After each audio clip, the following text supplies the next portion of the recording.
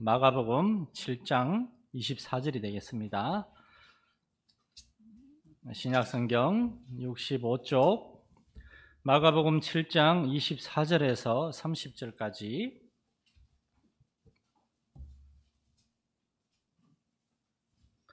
마가복음 7장 24절에서 30절까지 우리 한 절씩 교독하겠습니다. 예수께서 일어나사 거기를 떠나 두로 지방으로 가서 한 집에 들어가 아무도 모르게 하시려 하나 숨길 수 없더라.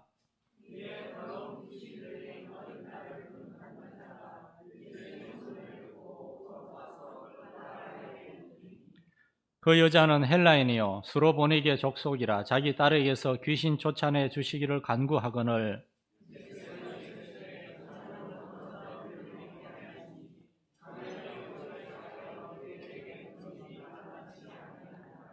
여자가 대답하여 이르되 주여 올소이다마는 상 아래 개들도 아이들이 먹던 부스러기를 먹나이다.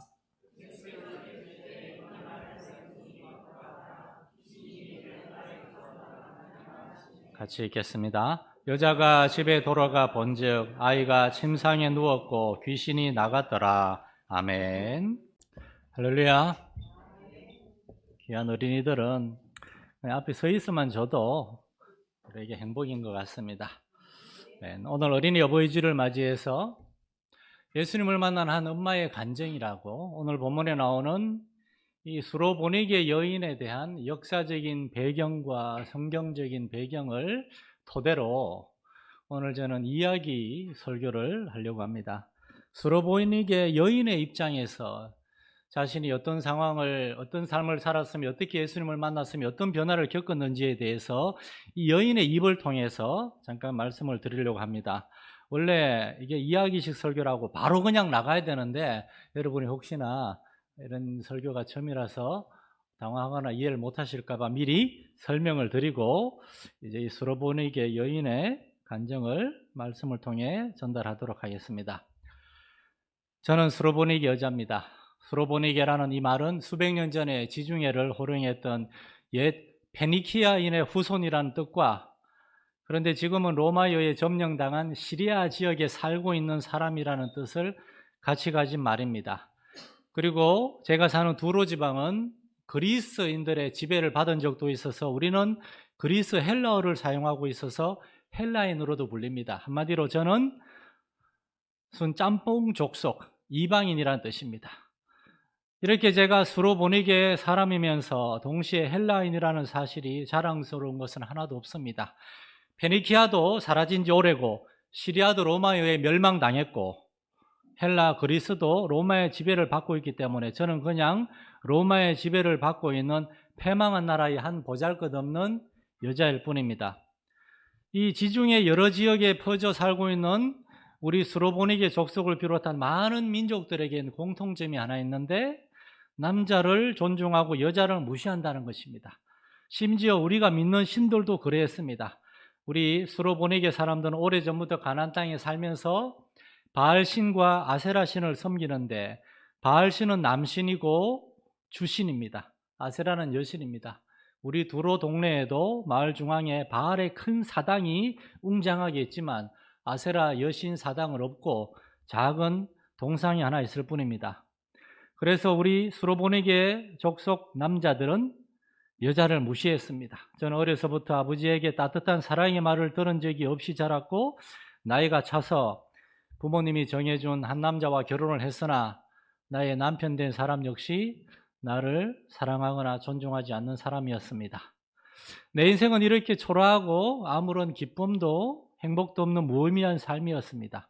내 주위에 많은 여인들이 이렇게 살고 있었습니다. 우리는 도대체 왜 이 세상에 태어났는지 그 이유를 몰랐으며 우리가 믿는 신은 과연 우리의 삶을 위해 무슨 일을 하고 있는지도 몰랐습니다.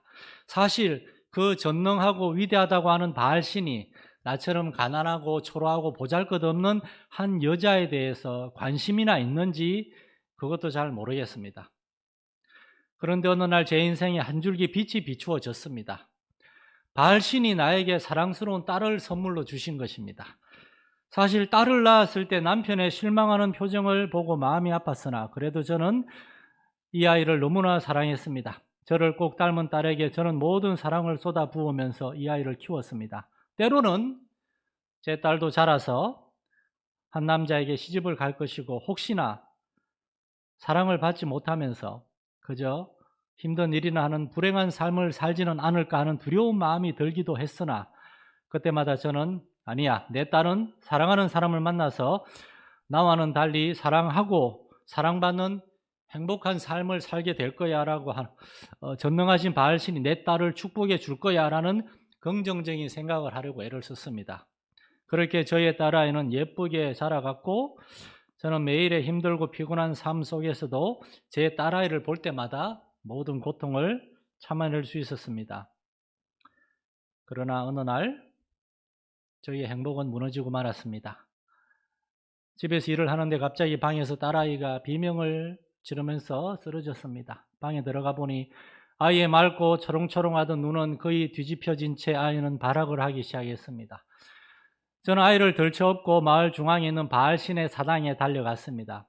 바알신의 제사장은 제 딸아이를 살펴보고는 무심하게 한마디를 던졌습니다.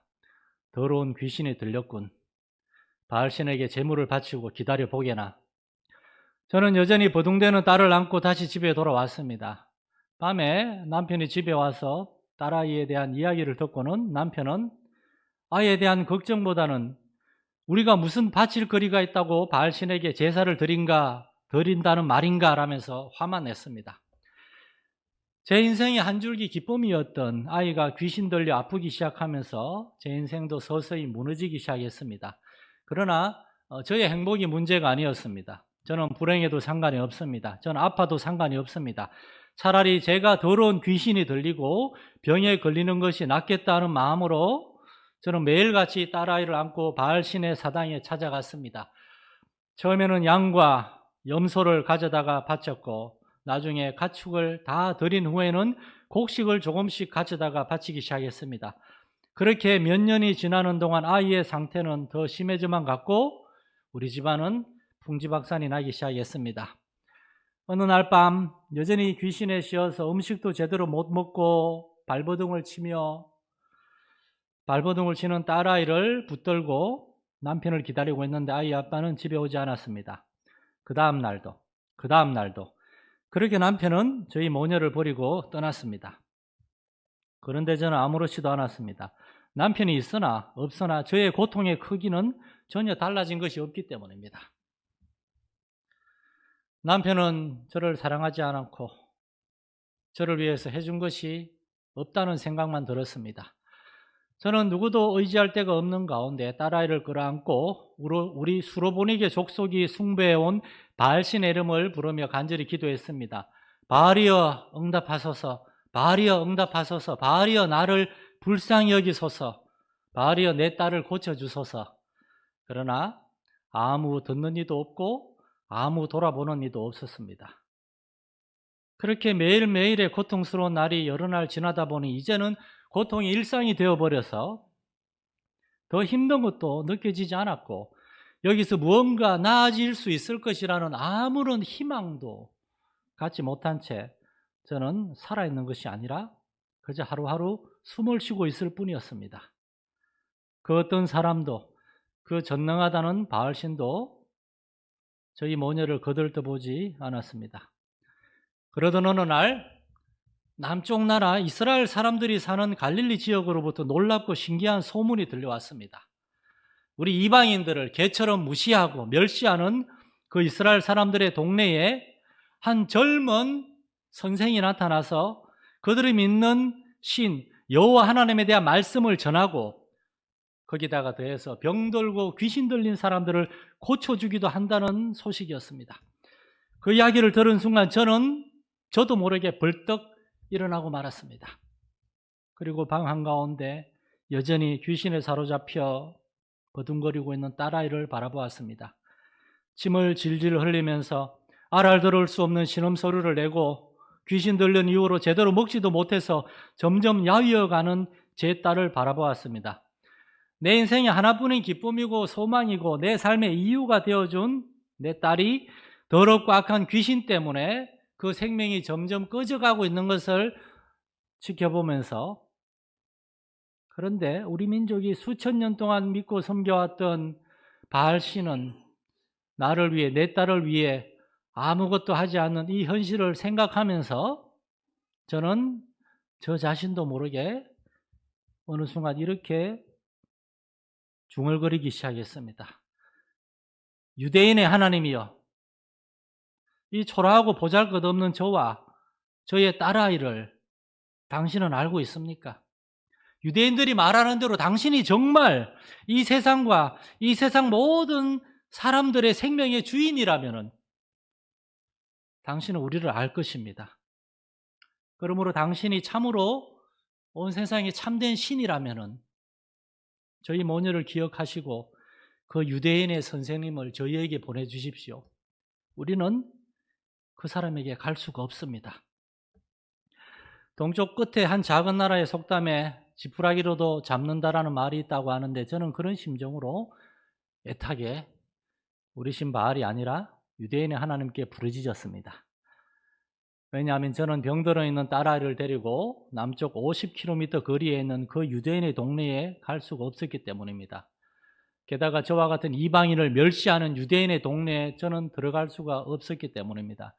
그래서 저는 제 인생 전부를 걸어 믿고 섬겨왔던 바알신이 아니라 유대인의 신 여호와 하나님께 이렇게 기도했습니다. 그 선생님을 저에게 보내주소서. 사실 그렇게 기도했지만 정말 그런 일이 일어날 것이라는 믿음을 갖기가 너무나 어려웠습니다. 그러나 저는 믿고 싶었고 그것만이 저와 제 딸아이의 삶의 유일한 소망이었기 때문에 날마다 유대인의 신의 이름을 불렀습니다. 그리고 얼마 후에 정말 믿을 수 없는 일이 일어났습니다.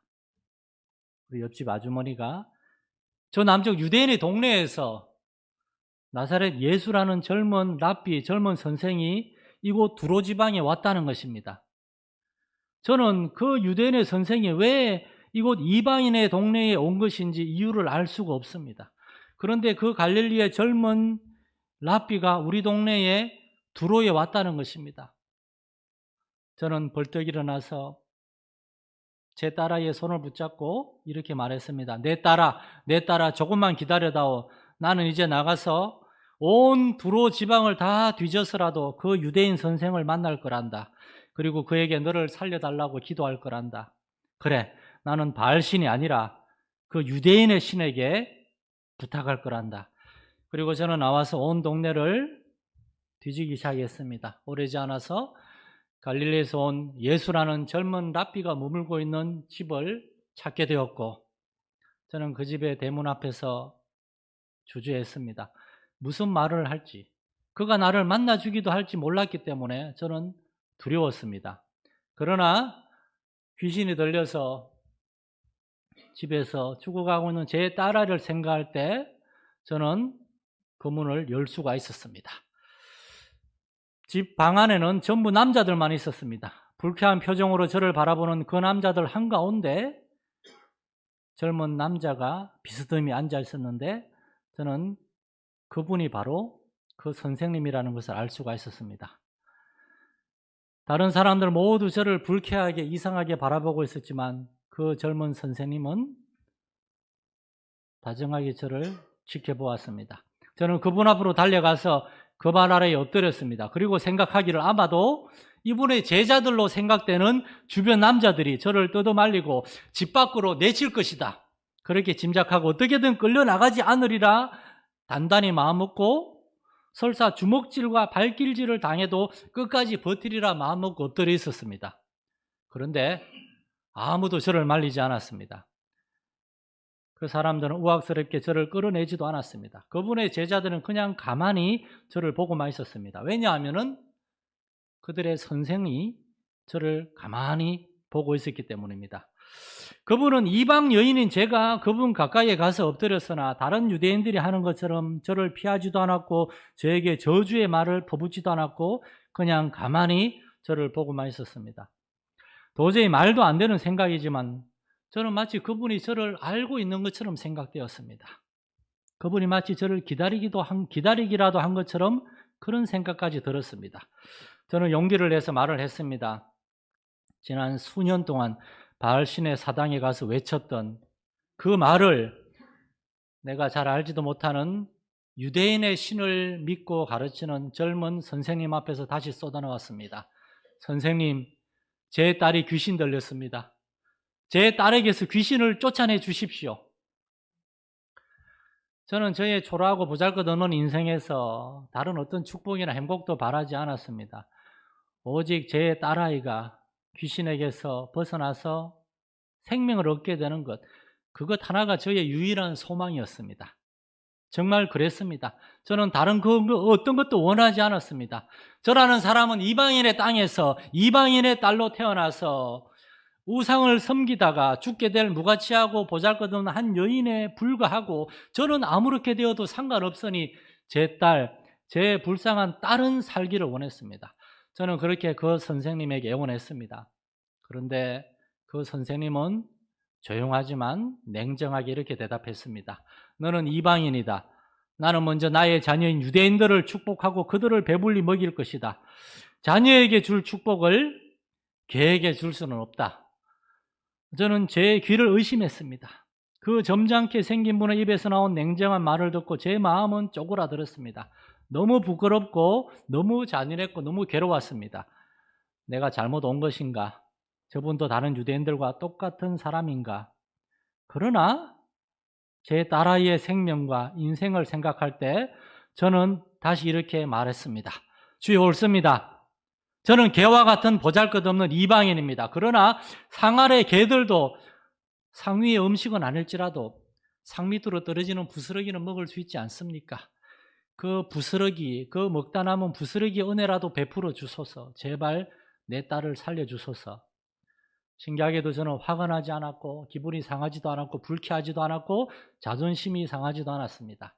내 딸이 고침받을 수 있다면, 그래서 내 딸이 구원받고 새로운 삶을 살 수만 있다면 저는 가장 낮아질 수 있고 무시당할 수 있고 그 어떤 멸시와 천대를 참아낼 수 있고 저는 제 생명까지도 바칠 수가 있기 때문입니다. 저에게 가장 소중하고 영원한 것을 얻기 위해서 저에게 결코 중요하지 않은 저의 자존심, 저의 고집, 저의 주장, 저의 생각들은 얼마든지 다 내려놓을 수가 있었습니다. 그리고 그때 그분의 음성이 들렸습니다. 모든 것을 다 내려놓고 그분만 의지하고 엎드렸던 저에게 그분은 이렇게 말씀하셨습니다. 내 딸아, 네가 이렇게 말했으니 돌아가라. 귀신이 네 딸에게서 나갔느니라. 바로 그 말씀이었습니다. 제 평생 가장 듣고 싶었던 바로 그 말씀이었습니다. 네 딸에게서 귀신이 나갔느니라. 저는 그 말씀을 듣기 위해서 지금까지 살아왔고 참고 견뎌왔고 여기까지 왔습니다. 그 말씀, 그 귀하신 분이 이제는 따뜻한 눈으로 저를 바라보면서 주신 그 약속의 말씀, 그 말씀이면 충분했습니다. 저는 그 말씀을 믿었고 집으로 달려갔습니다.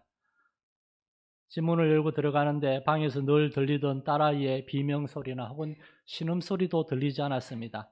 제 딸은 방바닥에 가만히 누워 있었지만 그 아이는 방으로 들어오는 저를 바라보고 이 아이가 귀신 들려있던 지난 수년간 듣지 못했던 그 말을 저에게 했습니다. 엄마라고. 귀신이 나갔기 때문에 딸은 저를 알아보았고 저는 그 딸을 끌어안고 딸아이도 그 힘없는 팔로 저를 꼭 끌어안았습니다.